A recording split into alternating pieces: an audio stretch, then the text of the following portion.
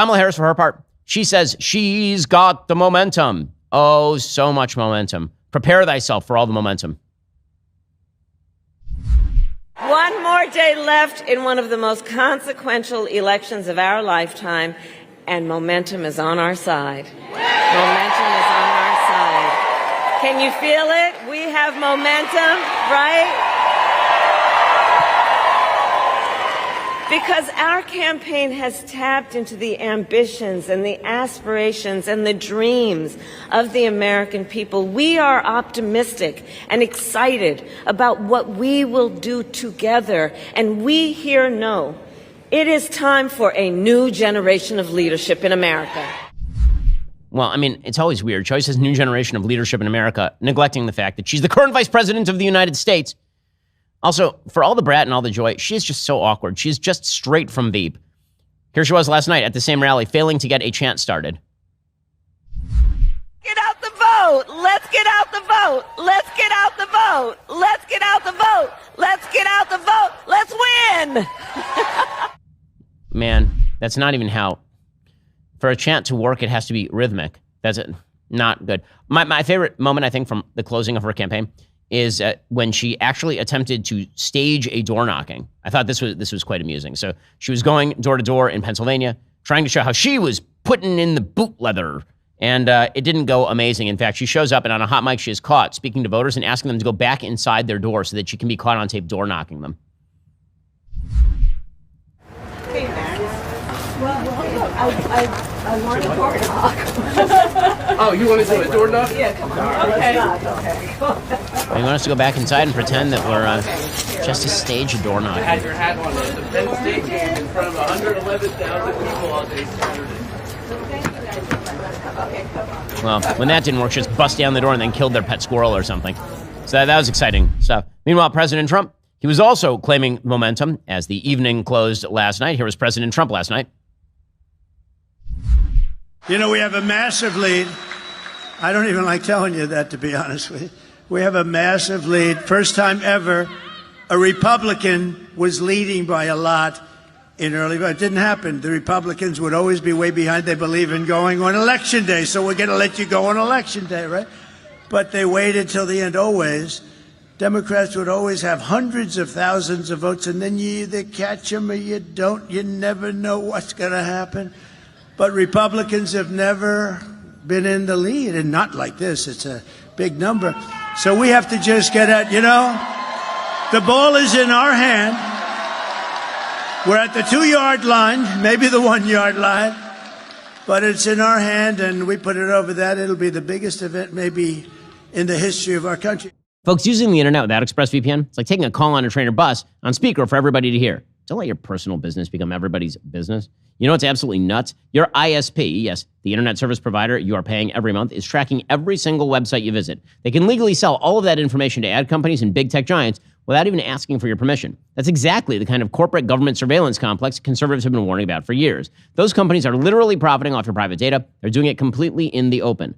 That's why I use ExpressVPN. When you connect to ExpressVPN, your ISP can't see any of your online activity. Instead of connecting directly to websites, your data passes through ExpressVPN's secure servers, which anonymize your data and encrypt all your data. Your ISP sees nothing. Neither do the tech giants trying to monitor every single one of your moves. It's incredibly simple to use. You just open that app, you click one button, that's it. It works on everything, your phone, your laptop, even your router, so everyone who shares your Wi-Fi is protected.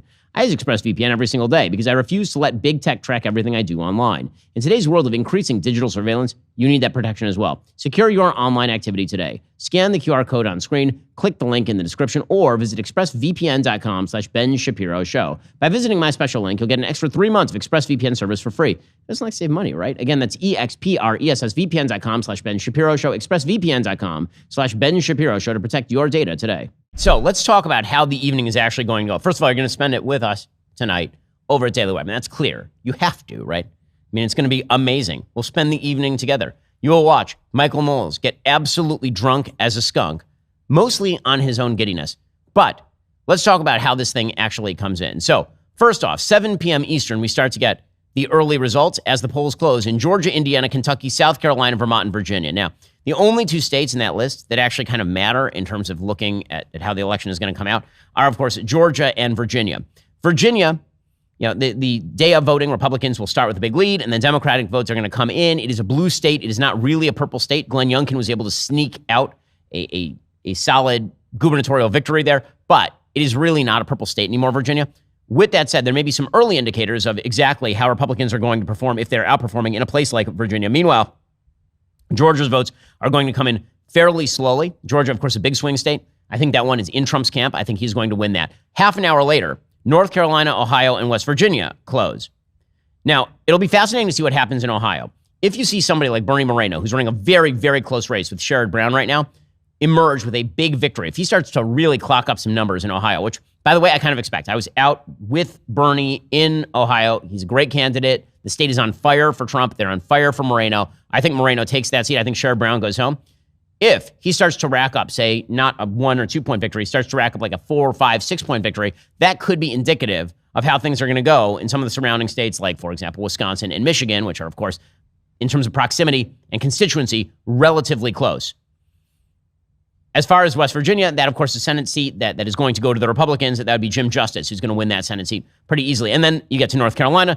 North Carolina, Democrats have been pushing really, really hard. If North Carolina flips blue, Trump has a real uphill battle in winning that election. So North Carolina is going to be a real bellwether. If that one starts to go heavy Democrat early on, if, for example, high black turnout in some of the big cities in North Carolina, that could be indicative of good numbers for Kamala Harris in places like Philadelphia, in Pennsylvania, obviously, or Detroit in Michigan, some of the big cities.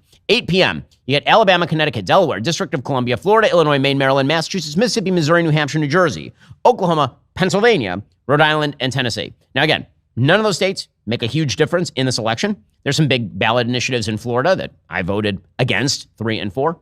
And if you're voting in Florida today, by the way, vote against amendments 3 and 4. They're both trash. Pennsylvania is, of course, the big question of the night. So this is when the polls close. Really tight race between Bob Casey and Dave McCormick. I was in Pennsylvania with Dave just last week. McCormick's a great candidate. He's been doing all the boot leather, real door knocking on the ground.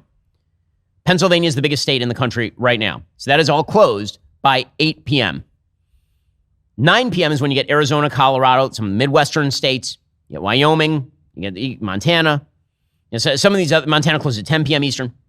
So Arizona, looks as though that is going to be a walkaway for Trump. We'll see how Kari Lake does in her race against Ruben Gallego over there. Michigan also closes at 9 p.m. Eastern. Now, again, because this is closing so late, the chances that we get any results from, say, Pennsylvania and Michigan until early morning, because that's when the mail-ins start to be counted, very unlikely. I think that you're most likely to start seeing some real results out of those swing states early morning on Tuesday, on Wednesday at best. Right? That's when but that gives you sort of an indicator of when these polls are going to close and when those results start to be tabulated again.